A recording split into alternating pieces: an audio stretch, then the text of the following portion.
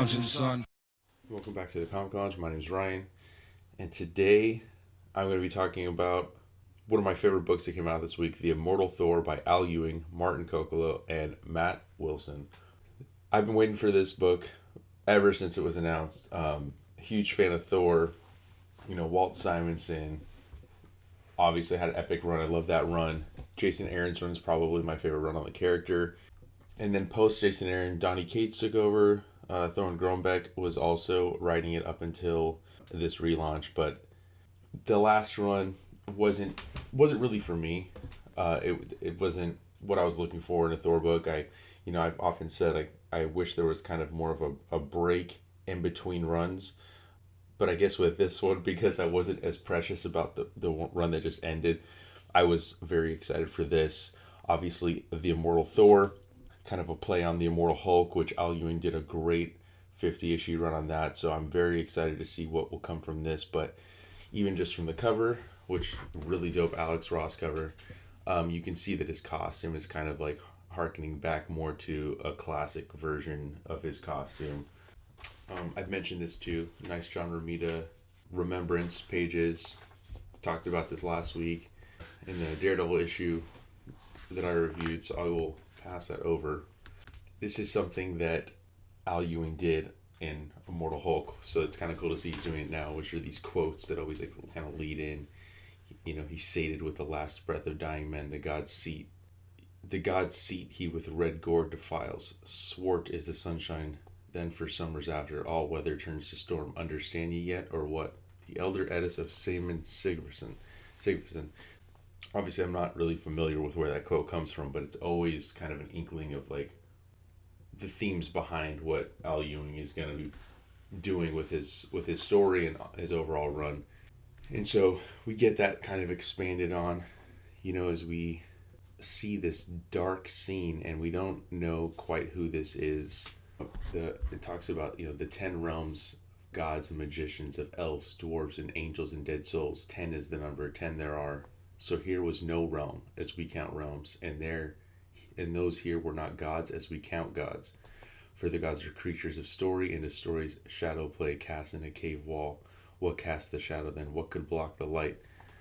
This is, you know, the wheel turns. So this is, obviously, like, I'm going to be spoiling stuff, but knowing what's coming next, like, this is a realm above the gods. So this has nothing to do with any of the 10 realms. So I love that, you know, we're kind of like breaking the norm of what we've been seeing. Then we jump over here, and then, you know, the narration is what of Asgard, and it's narrating, talking about Thor. We see the Warriors 3, Sif, Hildegard, and they're going up against some frost giants. So, you know, we're thrust right back into the world of Thor. Kind of great entry point, I think, if you haven't been reading Thor for a while, or if you've never really picked up a Thor book. I think this is a great entry point into the world. But this is like the money shot right here. When we see Thor flying in and he's smiling. I can't remember the last time I've seen Thor smile in a comic. Al Ewing kind of makes mention of that in the back of the book, but I like this callback to this old version of his costume. You know, it feels retro, but also kind of fresh. The belt is a little bit different.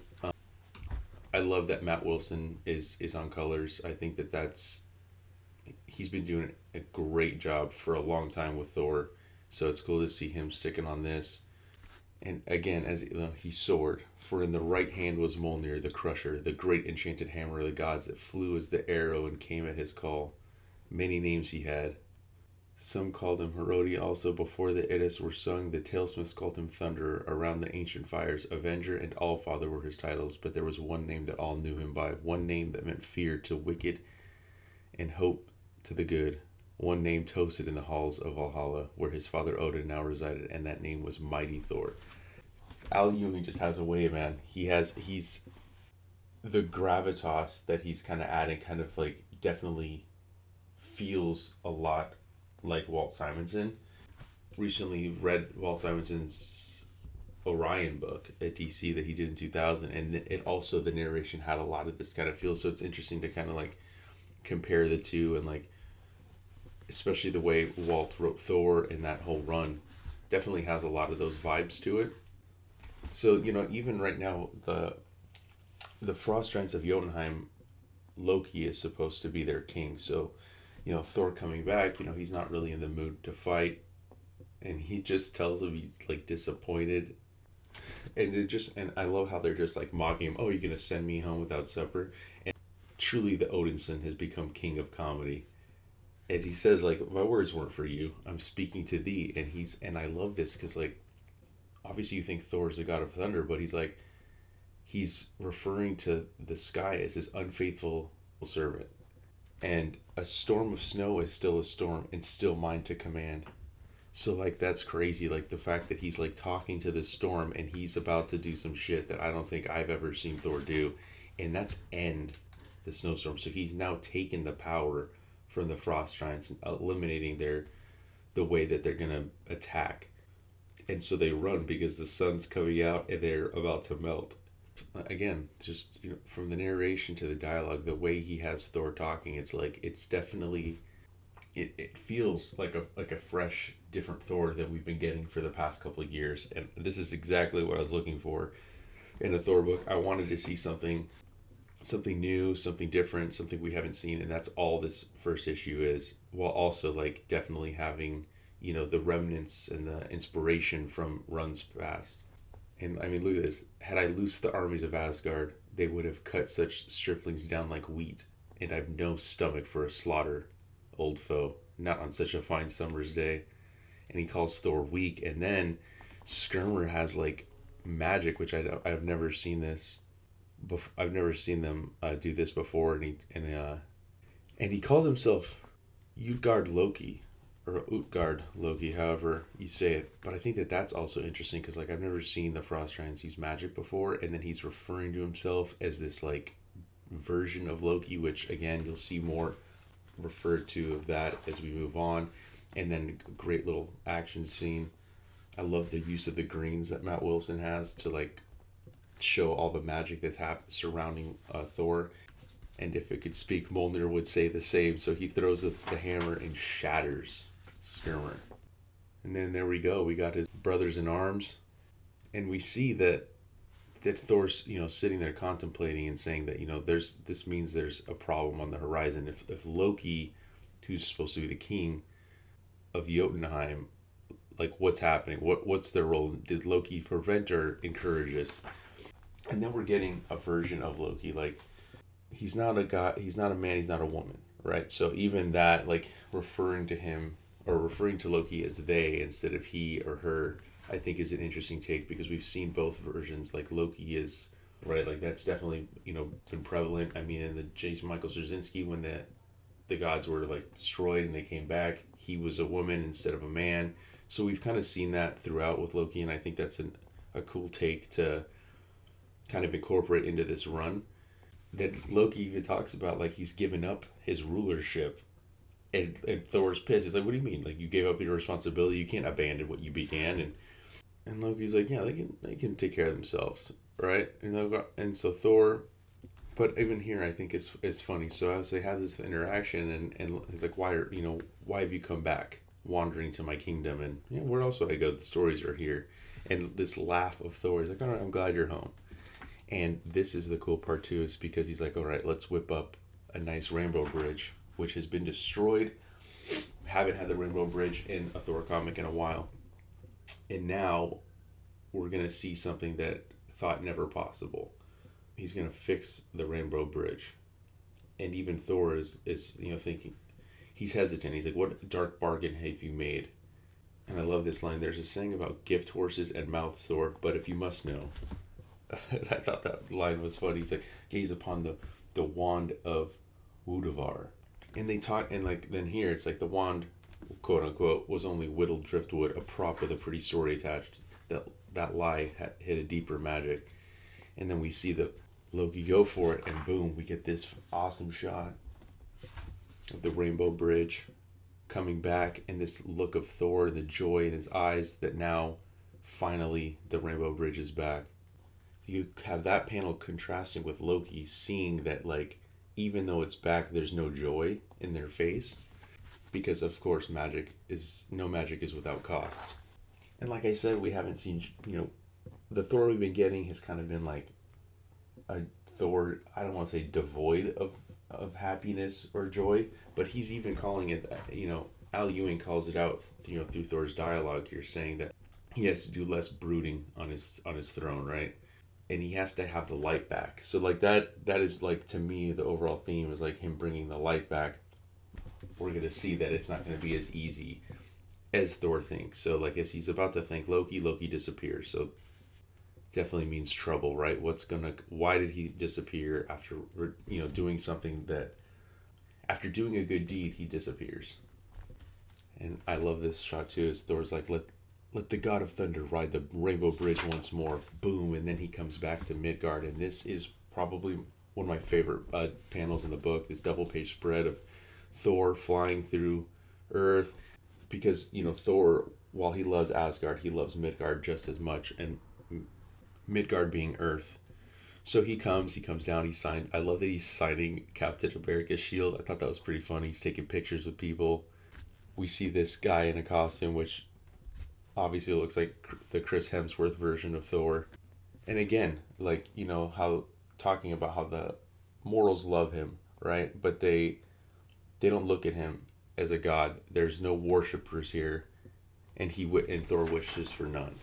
And then you have this: if you told the son of Odin a tale of injustice done, of a wrong committed, the thunder would break the sky to right it. And he's going against these Orcus soldiers because they got a mutant there, which, just mentioning kind of what's going on in the X-Men world at Marvel, easily takes them out. And then he's hanging out with this group of mutants, like not drinking beer or mead, he's drinking a soda. I thought that was kind of funny. So as Thor's flying off, for Solitude, this is where things get super interesting. He's sitting there, he's having this inner dialogue, which, again, I can't remember. Correct me if I'm wrong in the comments, please, but I can't remember the last time I've seen thought balloons. And I've mentioned this so many times that we rarely see this in Marvel and DC Comics. Usually it's just used as narration. But we have Thor talking about, to himself, and he's back on Midgard. He has his hammer is finally back and whole. He now doesn't have to worry about the Allfather magic, because now he is it. So he decides who's worthy of it. It's not Odin anymore. And this storm is raging, and as he's refers to himself as a master of storm, he orders them to be gone. But as it says right there at the bottom, Thor had made an error, and then this insane lightning just rages, destroys the Statue of Liberty, and then you see this ominous figure coming into play as Thor has no idea what's going on. And we bring right back to that mysterious character that was at the beginning with the wheel turns, right? And he says the wheel again, and then boom. Because as it said, if Thor controls the storm, who controls the superstorm? He comes from Utgard, right? Which is not one of the realms that we know. This is above all the 10 realms attached to the world tree. And this dude is probably just the use of like how dark he is around and how it's like not super defined makes him terrifying. And then you get the close-up and you just keep going to really get the scope of like how huge this guy is. Tornos, the Utgard Thor. So when we mentioned Skirmir, the Frost Giant, mentioning Utgard, Loki, now we're seeing this Utgard Thor. So there's like different versions, or what I can only assume are like these versions of them on a more powerful level, on a bigger scale. Earth is in trouble, there's storms raging, floods, all this, everyone's in trouble, and then we get this, Thor never backs down from a fight. And I love how we see, it's kind of like in the cover how he is lit up, so the power of the thunder is coming to him, and he's about to like let it loose. He's Thor the Allfather, and he summons the all power against him. Little does Thor know that shoots that massive lightning bolt right at him, and as we flip, we're transported, to this other realm.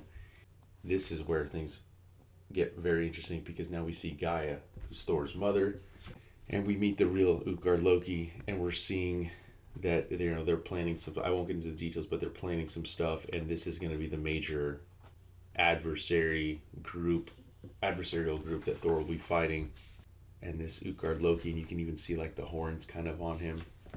So it's interesting to see what these like this level of God above gods is really capable of and what they're going to do to Thor moving forward. Get a nice little letter by Al Ewing. I always love when writers do this, kind of explaining like his experience with Thor and his excitement to write the title.